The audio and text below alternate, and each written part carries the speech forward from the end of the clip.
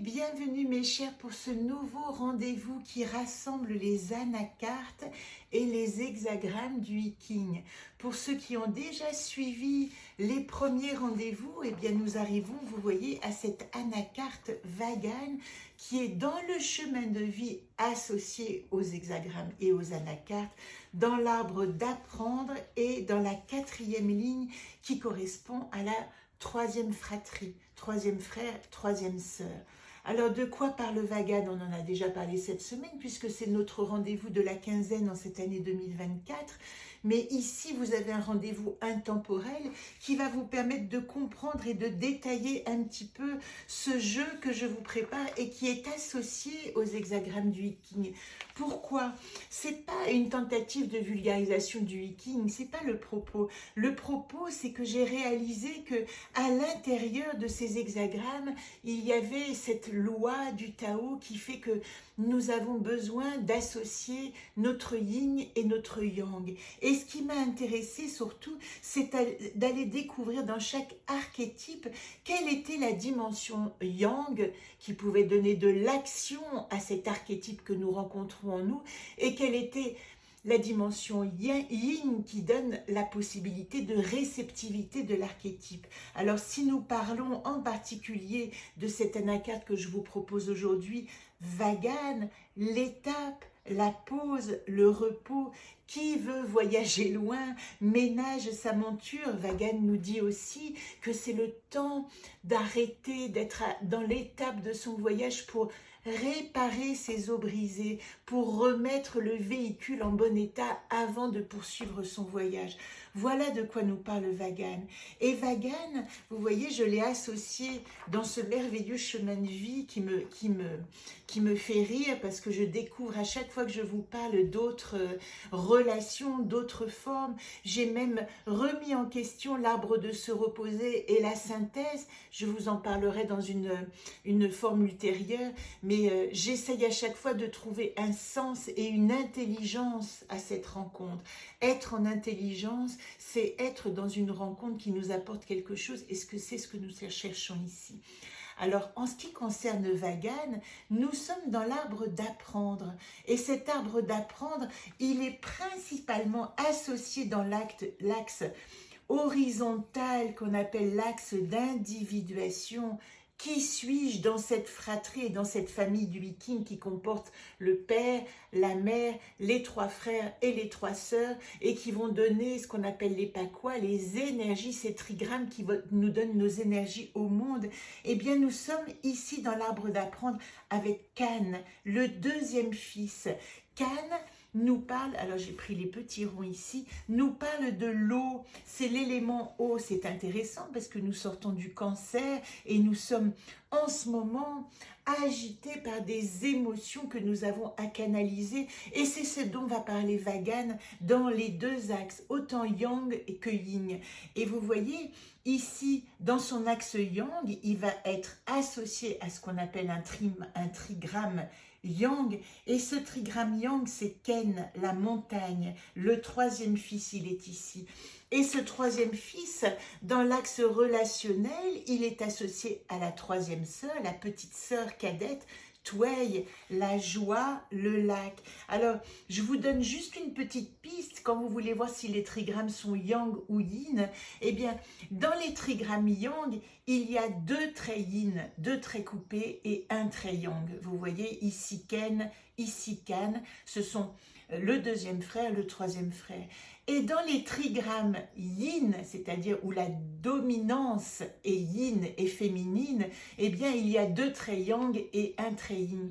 Parce que tout le Viking parle de mouvement et d'évolution. Il parle de poussée. Donc, à chaque fois que nous allons parler yang, nous allons voir la poussée du yin dans le yang. À chaque fois que nous allons voir yin, nous allons voir la poussée du yin dans le yang. Et vice-versa, hein, si je ne me suis pas mélangée là. Alors que nous dit Vagan? Son mot-clé, c'est « En moi, je trouve la source de mon être ». Nous parlons des eaux, des profondeurs, parce qu'il y a une nécessité, c'est le lac, hein, une nécessité d'harmoniser ces eaux intérieures. Alors, la première colonne, que j'associe toujours à la colonne Yang, elle est reliée à Kien. Kien, c'est l'obstacle. Quand il est constitué du trigramme en bas, Ken, et en haut, Kan, vous voyez ici, il nous donne 39, l'obstacle. Oui, les choses avec Vagan ne se déroulent pas comme on l'a souhaité. Il y a une notion dans cette pause aussi de panne, des difficultés qui surgissent et qui nous ont obligés à faire cette étape nécessaire. Et vous voyez, l'hexagramme lui-même nous dit il convient de marquer un temps d'arrêt, d'attendre pour recevoir les conseils éclairés qui nous sont offerts. Et c'est une opportunité dans l'adversité avec Vagan de s'arrêter, il n'y a pas de danger, d'écouter ce qui se passe et d'essayer d'en faire cette synthèse. Vous voyez, si je vous reprends, normalement c'est bleu et la rose, mais je n'ai plus d'encre dans mon imprimante. Eh bien, ici nous avons Can l'eau, le feu, Ken la montagne, l'eau est arrêtée. Il y a vraiment cette notion de stop. Et nous sommes aussi dans l'arbre d'apprendre. Ici, nous avons à apprendre quelque chose de cette immobilisation. Eh bien, nous avons à apprendre, parce que nous sommes en solution, comment j'ai appris à canaliser mes émotions. C'est ça que nous demande de faire Vagan dans sa synthèse et dans son bilan. Puisque nous prenons aussi le rapport au Human Design, c'est tellement intéressant. Ces 9 entrées qui sont... il y en avait 7 avant, on parle toujours des 7 chakras. Le Human Design l'a réparti depuis les années 80 en 9 chakras, c'est-à-dire 9 entrées énergétiques. Eh bien, Vagan se situe dans le centre racine, qui est le centre de la pression. C'est vraiment le centre qui concentre une espèce de pression. Et quand nous prenons l'hexagramme 39 dont je viens de vous parler, qui s'appelle l'obstacle, eh bien vous voyez, il est relié ici, alors on l'appelle, je ne vous l'ai pas dit, la porte de la provocation, et il est relié au plexus solaire qui n'est autre que le centre des émotions. Vous voyez à quel point il y a une nécessité de canaliser ou alors de faire naître des émotions chez les autres, qui va créer une énergie provocatrice. Il y a cette notion que une tension va s'exacerber ici, et c'est la manière de venir au monde, de créer une explosion salutaire qui va nous faire réagir. Dans la provocation de cette porte 39, il y a une recherche que l'âme réagisse, que l'âme tout à coup réalise qu'elle doit se recanaliser ou se recentrer ou se rediriger pour retrouver sa vérité. Voilà l'intérêt de toute cette notion de pression et d'arrêt. Ne pas réagir, ressentir, reconsidérer la situation. Pas d'attaque de front, il ne s'agit pas d'agir avec Vagan, il s'agit d'essayer d'être assez solide pour accumuler, recevoir cette pression et savoir faire confiance qu'elle va s'écouler. Car c'est une marche à gravir, nous dit-on, un défi à relever, un test de foi. Voilà ce qu'on pourrait dire. Alors je peux vous la montrer dans la magnifique version très Daniel du I Ching, qu'il l'appelle les obstacles, et vous voyez cet hexagramme qui représente un abîme dangereux devant, une montagne abrupte derrière. De quel côté qu'on se tourne, le chemin est jonché d'obstacles.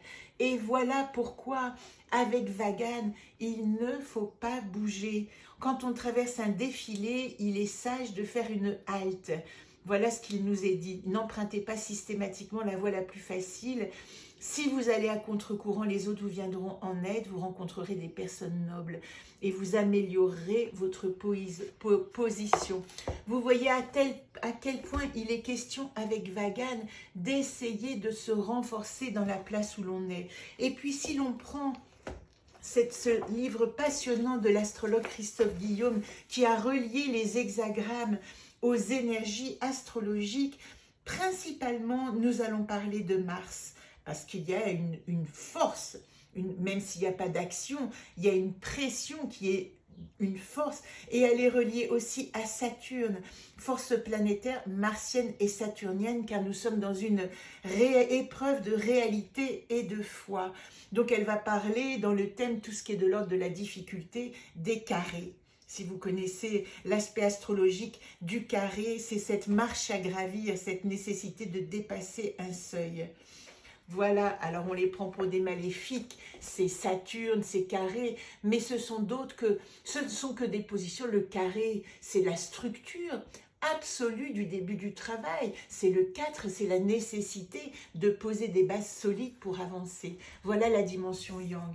Dans sa dimension yin, nous allons parler, et vous voyez que ça parle également, vous voyez, je remets Can ici avec le trigramme yin en bas relationnel, qui est Twei, qui est le lac. Eh bien, ici, ça nous donne Tsie, la limitation. L'eau est contenue. Avec l'eau au-dessus et le lac en dessous, nous avons vraiment cette notion de, vous voyez, ce bol, ce lac, cette notion que l'eau est dans un endroit dont elle ne peut pas pour le moment sortir. La limitation.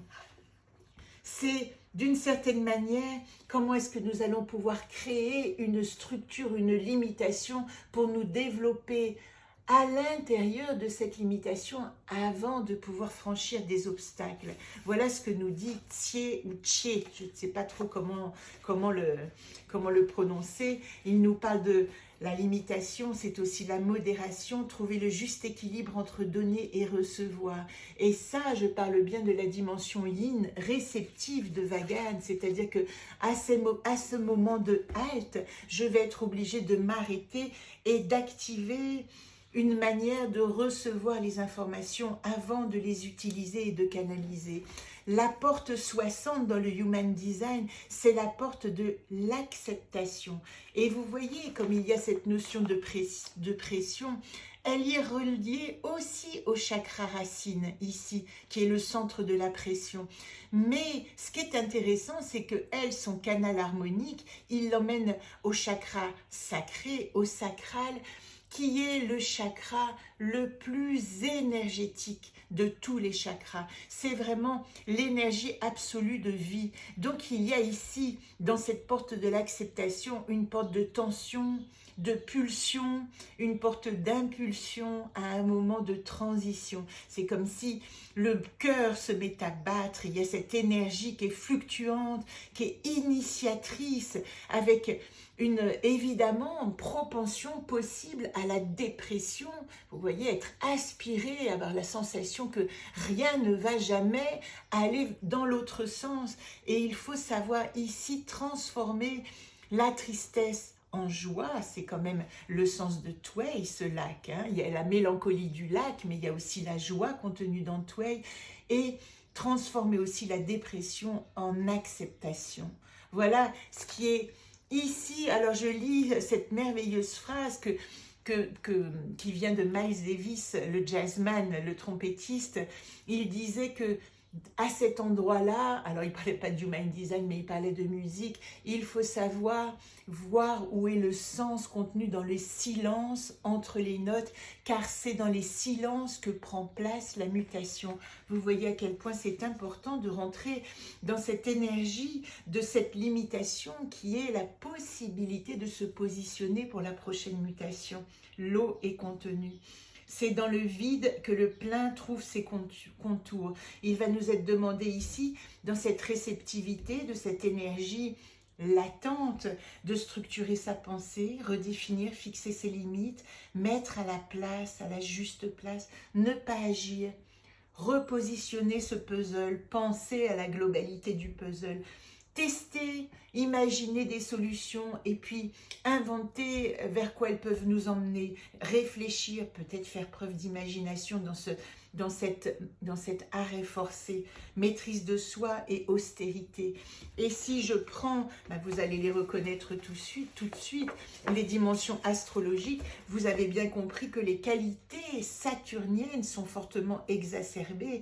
Cette notion de structurer, le Saturne, le Capricorne qui est associé, les forces de terre qui vont nous permettre de structurer des bases solides, qui nous demandent aussi du temps, qui nous demandent de la patience pour mettre en forme et pour attendre le bon temps du mouvement, car le mouvement viendra. Alors je vous montre aussi cette petite ce dessin qui est presque comme une gravure que j'avais réalisée pour Vagan. Et puis son haïku associé, vous voyez, c'est haïku, c'est 5, 7 et 5 syllabes. Et dans ce jeu associé au Iking, eh bien, il y aura ces petites poésies qui sont extrêmement parlantes dans l'ici et maintenant. Figure imposée, restez stable dans la posture, trouvez l'équilibre.